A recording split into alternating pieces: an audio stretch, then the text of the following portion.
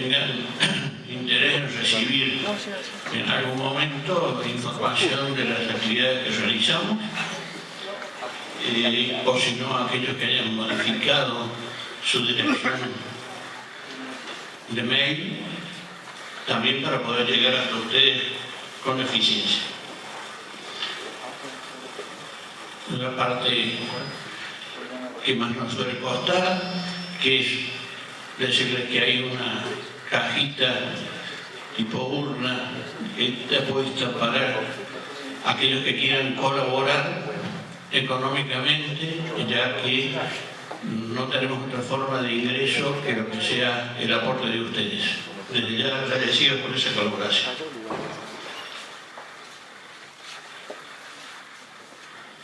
Como saben,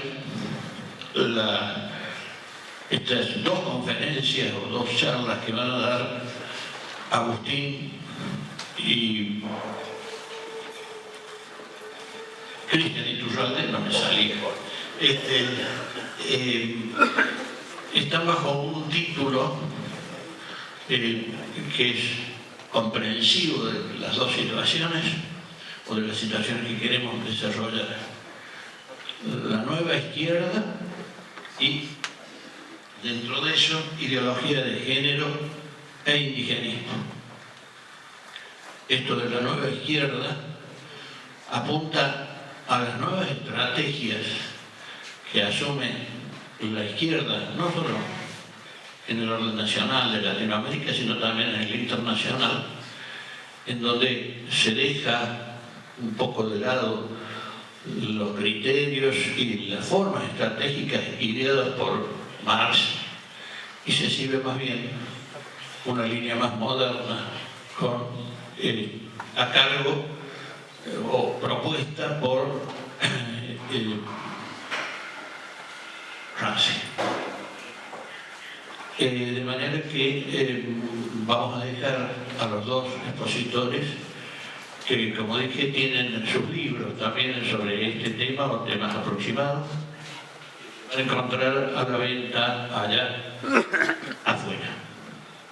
En primer lugar, va a ser uso de la palabra Agustín Laje. Presentar a Agustín Laje acá en Córdoba es prácticamente ya una figura bastante conocida, de manera que solamente algunas simples citas, por decirles que este joven publicista local ha sido premiado en reiteradas oportunidades por sus aportes. En este momento, Agustín es licenciado en Ciencia Política. Ha tenido varios premios y ha sido galardonado por distintos concursos, pero simplemente por ser breve vamos a citar su distinción dentro de unos 10 jóvenes sobresalientes del año 2016 por la Bolsa de Comercio. Menciones honoríficas, publicaciones, en fin. Agustín es un antiguo conocido nuestro, más allá de su corta edad, y lo que ustedes esperan es escucharlo a él más que a mí, así que lo dejo a Agustín en uso de la palabra. Para la gente que está en el fondo acá, en primera fila, todavía hay asientos para que ocupen porque pretendo hablar un buen rato, así que no quiero que se incomoden. Me voy a parar.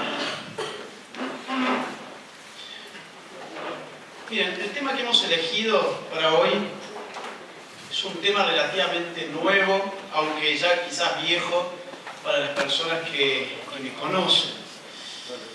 El tema de la nueva izquierda, acompañado esta vez por el tema de ideología de género y por el tema indigenismo. Sobre este último se va a referir, en verdad, Cristian, que para eso vino, llegó hace instantes, por eso llegamos corriendo, por un problema con vuelos.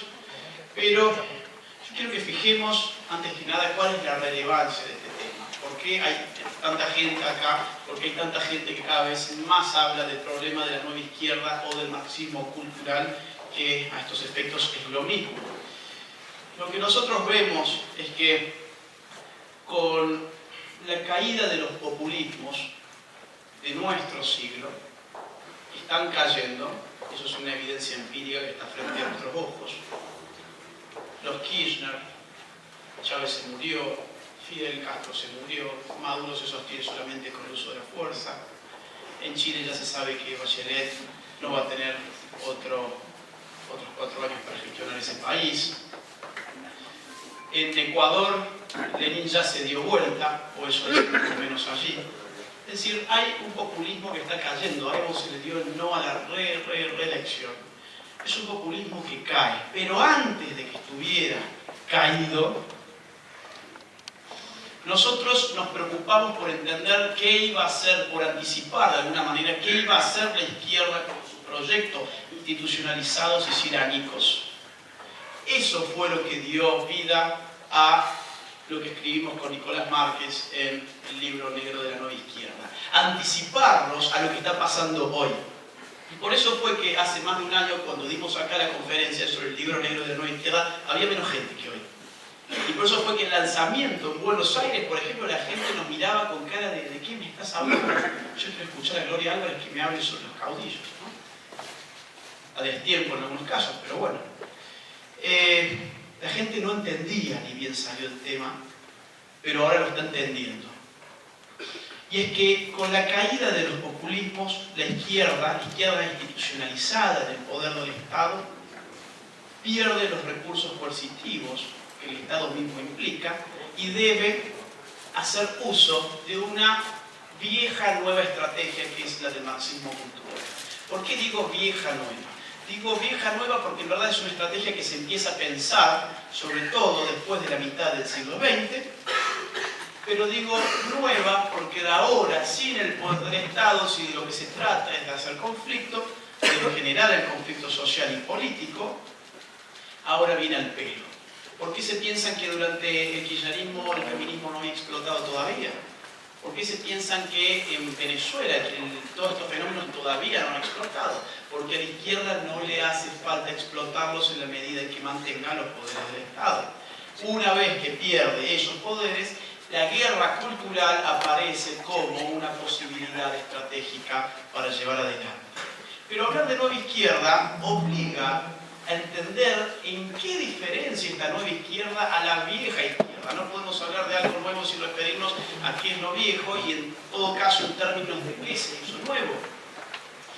Yo diría, obviamente no puedo dar acá una conferencia sobre el pensamiento de Marx, pero yo diría que hay 2 puntos cruciales en la teoría social y filosófica de Marx que en su modificación radical engendraron a lo que hoy conocemos como marxismo cultural o nueva izquierda. Estos 2 puntos son los siguientes. Voy a tratar de hacerlo lo más conciso y lo más simple que se pueda. El primer punto tiene que ver con su filosofía de la historia. Para Marx la historia era una sucesión de sistemas de producción que se encadenaban unos a otros y a través de ese carril la historia avanzaba. Veía una edad antigua, una edad feudal, una edad del capitalismo que él estaba viviendo y sobre la que él hacía sus críticas, y veía al final de la historia una sociedad sin clases tras la revolución del obrero. Esto se iba dando de manera etapista, de manera mecánica, de una pasamos a la otra. No se puede pasar, para el pensamiento marxista clásico, desde un régimen feudal a un socialismo. ¿Por qué? Porque la historia del hombre es la historia de la lucha de clases, dice Marx. Es decir, es la historia de los cambios que se van sucediendo en las sociedades con arreglo a los conflictos económicos. El conflicto económico en el capitalismo es aquel que tiene como protagonista al obrero, hijo del capitalismo, con el burgués, dominador en este sistema de producción. Pero ¿qué ocurre? La Revolución Rusa, de la cual se cumplen 100 años en unos pocos días, vino a herir esta filosofía de la historia. ¿Por qué? Fundamentalmente porque estábamos hablando de un régimen feudal que daba un salto radical hacia el socialismo de Estado. Esto no estaba dentro de los planes de Marx, por eso Marx se va a morir a Londres, pasa por París, se va a Bélgica, vuelve para París, se va a Londres y de allí en sus últimos años de vida se cartea con Engels, que estaba al frente de su industria textil, el cual le pasaba algunos datos cuantitativos, económicos. Marx se erotizaba con ver la posibilidad, con oler la posibilidad de ver cumplida su profecía. ¿Cuál era su profecía? Que las revoluciones proletarias tenían que darse allí donde el capitalismo industrial estuviese más avanzado. ¿Dónde estaba más avanzado? En Inglaterra, en Francia y en Estados Unidos, precisamente los países que no vivieron su revolución. Su revolución de este tipo, vale aclarar. Entonces, frente a este problema teórico, filosófico, va a aparecer un concepto que es muy caro en nuestros tiempos, seguramente a ustedes les suene, es el concepto de hegemonía.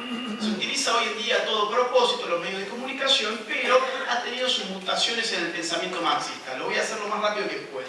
Según Internacional, Plejánov dice, esto que estamos viviendo en Rusia se llama hegemonía. ¿Por qué razón? Porque la clase obrera ha hegemonizado las tareas connaturales a la clase burguesa. La burguesía era la que tenía que derribar el orden feudal que regía en Rusia, no la clase obrera. ¿Qué significa la hegemonía? Significa esta anomalía histórica. Lenin, la Tercera Internacional, va a concebir la hegemonía como la dirección en el marco de una alianza de clases. Él decía, la clase obrera tiene que dirigir, tiene que hegemonizar al campesinado en su lucha común contra el burgués. Eso era la hegemonía, pero para Lenin. Pero quien va a dar el cambio cualitativo de fondo en este concepto teórico es Antonio Gramsci. Antonio Gramsci ya va a empezar a deconstruir, de alguna manera, esta idea de que las clases sociales tienen tareas históricas connaturales que se desprenden de la posición que cada una de ellas tiene en el sistema de producción. Ahora, hegemonizar los obreros del norte de Italia a los campesinos del sur de Italia, para Gramsci significaba comprender, asimilar, inculcar un sentido común específico sobre el campesinado que hiciera que se aliara al obrero y de alguna manera se hiciera parte de la clase obrera. Esa era la hegemonía. Ya no era más como en Lenin esto de golpear juntos pero marchar separados. Esa es una máxima clásica del pensamiento de Lenin. No, acá se trataba de golpear juntos pero tratar de ser lo mismo.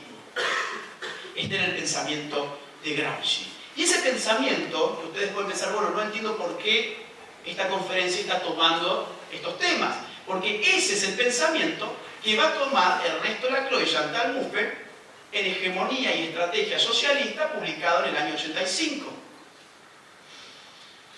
¿Y qué va a decir Laclau y Mouffe? Van a decir la nueva izquierda, es decir, los postmarxistas, que son ellos, tienen que hegemonizar nuevos sujetos de la revolución que ya no necesariamente tengan que ver con el problema económico. Les voy a citar una parte precisamente de este libro. Ellos dicen, amalgamar una serie de luchas muy diversas, esto tiene que ser la izquierda, amalgamar una serie de luchas muy diversas, urbanas, ecológicas, antiautoritarias, antiinstitucionales, feministas, antirracistas, de minorías étnicas, regionales o sexuales. Lo que nos interesa de estos nuevos movimientos sociales es la novedad de los mismos, en tanto que a través de ellos se articule esa rápida difusión de la conflictividad social a relaciones más y más numerosas. De lo que ha vivido siempre la izquierda es del conflicto social. Si la brecha conflictual existente entre las clases se fue cada vez más achicando, y ya vamos a ver por qué, entre las clases del capitalismo, entonces había que construir nuevos conflictos sociales que no necesariamente tuviesen que ver con la cosa económica. Y esta es la estrategia socialista que propone Ernesto Laclau y Mouffe en su libro. Segundo punto de la teoría marxista que empieza a desmoronarse. La teoría social. ¿Qué es una teoría social? Es, en una palabra, cómo concebimos que es y funciona la sociedad. Para hacerlo lo más gráfico y simple que se pueda, ustedes imagínense una casa de 2 pisos. El marxismo clásico lo entendía de esta forma. Una casa de 2 pisos. La sociedad es una casa de 2 pisos. En el primer piso, mentalmente, todo lo tangible, todo lo que se toca. Fundamentalmente los medios de producción y las relaciones productivas. Es decir, la economía. La economía en el primer piso de la casa. Segundo piso de la casa, todo lo intangible. la moral, el derecho, la cultura, la religión, el arte, la ideología e incluso la política. Si ustedes quieren derribar una casa de 2 pisos, ¿qué piso tienen que demoler? ¿El primero o el segundo? El primero. Porque si demuelen el segundo piso, lo único que van a generar es que los dueños del primer piso, es decir, los dueños de los medios de producción, rápidamente reconstruyan, pues son en definitiva los que tienen el poder, reconstruyan el segundo piso simbólico de esta casa. Esta teoría empieza a resquebrajarse. ¿Cuándo? Cuando se ve que la Revolución Rusa no se replicó como ellos esperaban en el resto de Occidente. Van a venir los fracasos de Alemania, de Hungría, en Turín, Gramsci. Justamente Gramsci, siendo preso, se da cuenta que este esquema no era tan rígido como se había pensado y que en todo caso había componentes de esa superestructura olvidada, es decir, de ese segundo piso, que no se podía tocar porque era como pelearse contra fantasmas. Se había dado cuenta que había cuestiones intangibles que presuntamente estaban frenando la revolución. Entonces ahí que va a aparecer otra vez la necesidad de dar una lucha hegemónica. Por eso es que en Gramsci el concepto de hegemonía es tan importante. La lucha hegemónica que implicaba la dominación de los medios de comunicación, la dominación de las escuelas, de las universidades, de las iglesias, etc. La dominación es una palabra del sentido común. Y esto va a tener que ver también mucho con la escuela de Frankfurt. Porque la escuela de Frankfurt se va a dar cuenta rápidamente de los límites. Estamos hablando para que se ubiquen más o menos entre el año 23, 24 hasta el año 50, cuando regresan desde Estados Unidos. Los teóricos de Frankfurt se van a dar cuenta que con el marxismo solo no nos basta. Nos hace falta ensamblar esa estructura económica, ese primer piso de la casa, con esa superestructura cultural o ideológica. ¿Cuál fue el lazo entre ambas? El psicoanálisis de Freud. Entonces, abrevaron en el psicoanálisis, generaron eso que después se conoció como freudo-marxismo, y dieron explicaciones que apuntaban a cuestiones que Marx no hubiese apuntado en su momento. Para darles algún ejemplo sobre esto, Horkheimer, el director histórico del Instituto de Investigaciones Sociales, o sea, de la Escuela de Frankfurt, Horkheimer, en el año 1936, publica uno de sus más importantes ensayos que se llama Autoridad y Familia. Escúchenme bien esto, que es una cita de este ensayo. Dice: la familia, claro, la familia se habían dado cuenta, la familia está en la superestructura, pero es un problema porque nos frena la revolución. La familia posee una significación de primera magnitud, dice Horkheimer. Los sucesos que ocurren en ella forman al niño desde su más tierna edad y cumplen un papel decisivo en el desarrollo de sus aptitudes. La familia se ocupa en especial de la reproducción de los caracteres humanos, tal como los reclama la vida social, y les da en gran parte la indispensable capacidad para la conducta específicamente autoritaria. Es decir, si somos autoritarios, eso es porque nuestras familias nos moldearon de esa manera. De la que en gran medida depende la existencia del orden burgués. Así es como resulta posible que muchos grupos obreros y empleados originen siempre nuevas generaciones que no cuestionen la estructura del sistema económico y social.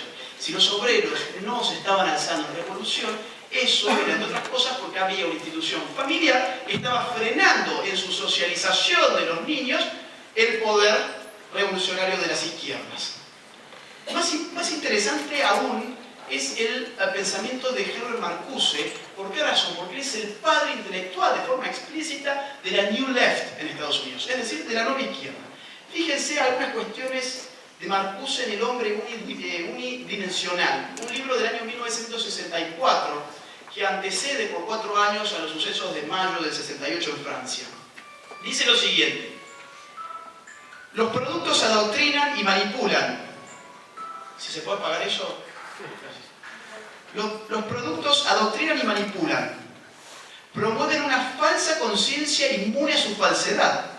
Y a medida que estos productos benéficos son asequibles a más individuos en más clases sociales, la adoctrinación que llevan a cabo deja de ser publicidad. Se convierte en modo de vida. Es un buen modo de vida, dice Herbert Marcuse. Mucho mejor que antes.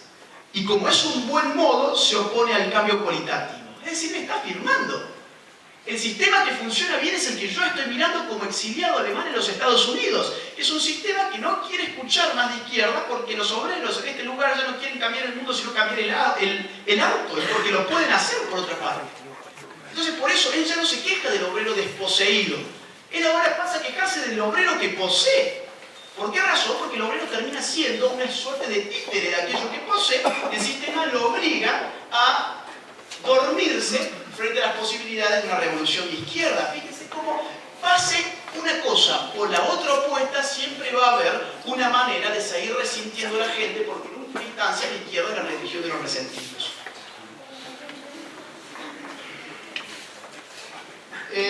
Claro, ¿qué estaba viendo Marcuse? Marcuse estaba viendo la edad de oro del capitalismo. Vio más de una década crecer al mundo capitalista en más de un 5% en su PBI por año. ¿Qué revolución se podía llamar en ese momento? Él no tenía para llamar ninguna revolución con ningún argumento económico, porque del otro lado encima tenía la experiencia soviética. Él en todo caso lo que tenía que hacer es hablar de estos cambios cualitativos, ya no cuantitativos. Entonces, ¿qué va a decir en Eros y Civilización, por ejemplo, un libro anterior? Va a decir, ¿saben qué? Las condiciones materiales de las cuales Marx habló para el socialismo en verdad ya están dadas. Hemos frenado la revolución, ¿por qué? Por cuestiones culturales, superestructurales. Entonces, ¿cuál es la propuesta? La revolución sexual. Pensando en Freud, pensando en el malestar en la cultura, dice, la revolución es aquella que se libera de la reprehensión en los instintos que constituyen a la civilización como tal.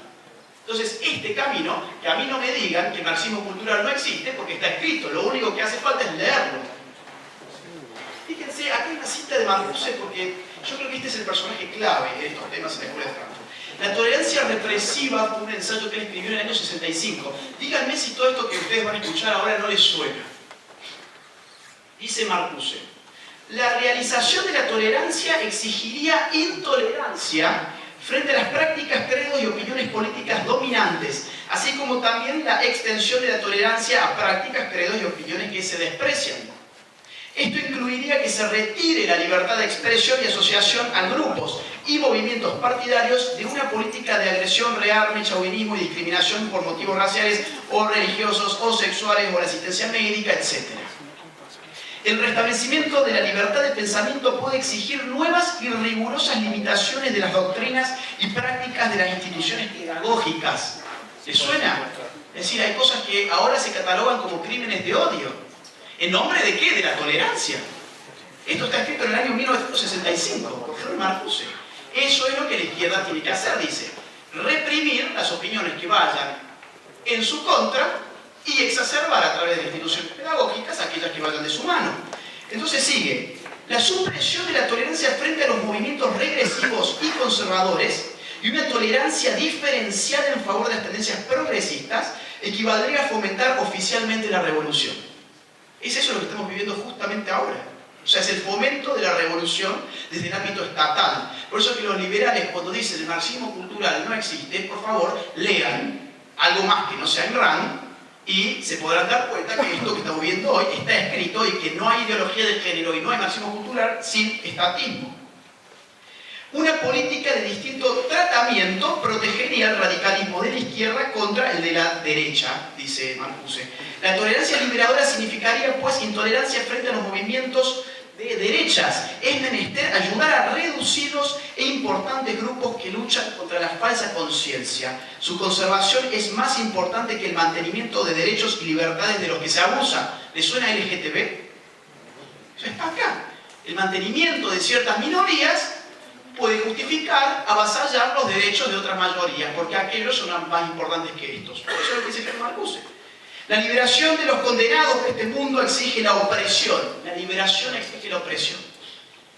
Exige que la tolerancia sea retirada de los movimientos retrógrados y conservadores. Intolerancia sobre todo frente a los conservadores y a la derecha política. Tales ideas antidemocráticas, o sea, las suyas, dice, tales ideas antidemocráticas corresponden al desarrollo efectivo de la sociedad democrática. Para mí es un cuadro perfecto. Es casi una bola de cristal que se escribió en el año 65, cuando obviamente esto no pasaba en esta medida, pero que anticipó una corriente no solamente teórica, sino práctica. ¿Qué ¿Qué es entonces, en una palabra, el marxismo cultural? ¿O qué es la nueva izquierda? Es el desplazamiento de la centralidad que la lucha de clases tenía para la izquierda después de Marx por una desesencialización de la clase obrera y una revalorización de la superestructura social, es decir, de la cultura, de la ideología, de la religión, del arte, etc., encaminada hacia disolver el orden existente. Es la revolución ya no económica, sino que es la revolución cultural, que es lo que estamos viviendo hoy. No es una revolución de un Che Guevara que se interne en el monte con un fusil y con una espada. Es la revolución del profesor universitario que tiene bajo su poder la enseñanza de cientos de alumnos, del comunicador social que aparece en los mejores programas de televisión y que bajan ideología todos los días. No sé si vieron esto de el show de Mariana o algo así por la tarde, donde le dieron casi una hora a un tipo cuyo único mérito era fantasear ser aquello que no es. Es decir, un tipo, un hombre, que como él se sentía mujer, luego decía que él era una mujer y todos celebraban su trastorno psiquiátrico contemplado por el DSM-5 de Manual de Psiquiatría de la APA. No es lo que yo diga, es decir, es un trastorno la disforia de género. Yo no celebro si... Imaginen ustedes, traer a un tipo con cáncer a un programa y todos celebrar, che, qué bueno que tenés cáncer, ¿cuándo te lo agarraste? ¿No? Bueno, yo lo veía en esos términos, es un trastorno mental, que no lo digo yo, lo dice la APA, la Asociación Americana de Psiquiatría. Bueno, ¿cómo le sirve esto en términos de ideología de género? No sé cómo es con el tiempo. ¿Voy ahí? Ok. ¿Cómo sirve esto de ideología de género? Hay un antecedente en Engels, que es un librito escrito en el año 1804, se llamó El origen del Estado, la familia y la propiedad privada. En una palabra, este libro decía lo siguiente, decía, el patriarcado es hijo de la propiedad privada. ¿Por qué? Porque cuando no existía la propiedad privada, solamente existían los matrimonios por grupo. Los matrimonios por grupo, ¿qué serían? Las orgías modernas, digamos, donde se sabía quién era la madre de la criatura, pero no se sabía lógicamente quién era el padre, porque ella se había acostado con un montón de otros hombres. Entonces, no había un interés, ¿por qué cosa? Por la institución de la herencia, interés que aparece cuando la propiedad privada surge. Entonces él dice, con la propiedad privada no solamente hay una presión de clase, sino hay una presión de los sexos. ¿Por qué razón? Porque la mujer pasa a ser, en la familia, el obrero, y el hombre pasa a ser el burgués. Eso dice explícitamente Engels en su libro. En la familia, el proletariado, la mujer es el proletariado y el hombre es el burgués. Pero nosotros pensaríamos mal si creyéramos que esto es un llamado de la revolución feminista. ¿Por qué razón? Porque la revolución para Engels, como buen marxista clásico, es una revolución de clases. En todo caso, lo que estaba intentando es hegemonizar al sexo femenino, diciéndole, oiga, el origen de su opresión es exactamente el mismo origen de la explotación de la clase obrera. Entonces, si la clase obrera destruye el sistema de propiedad sobre el cual se asienta el patriarcado, usted va a ver liberándose de sus cadenas. Eso, por supuesto, que tuvo sus límites históricos claros en la Unión Soviética, donde ocurrió todo esto que ya sabemos, y donde la mujer, lejos de verse liberada, se vio más oprimida que nunca. No me voy a meter en ese tema ahora, pero está el estudio en mi libro con datos y fuentes rusas, especialmente, de la época. ¿Cuándo aparece entonces? Acá no había ideología de género, acá había el intento de usar a la mujer con propósitos comunizantes.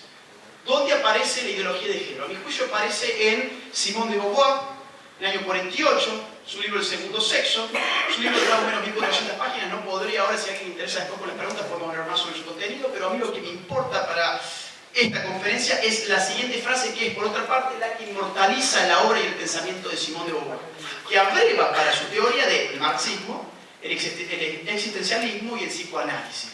Y ella dice, no se nace mujer, llega a un nacer.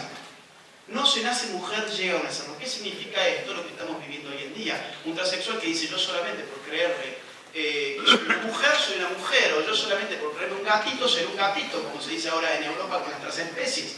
Y yo quiero aclarar algo, yo no tengo ningún problema con los desvarios ajenos ni con las fantasías ajenas. Es decir, el derecho a fantasear existe, yo lo subrayo Yo estoy de acuerdo con el derecho a fantasía. Lo que no existe es el derecho a obligarme a mí a ser partícipe y financiar fantasías ajenas, que es lo que la ideología de género hace.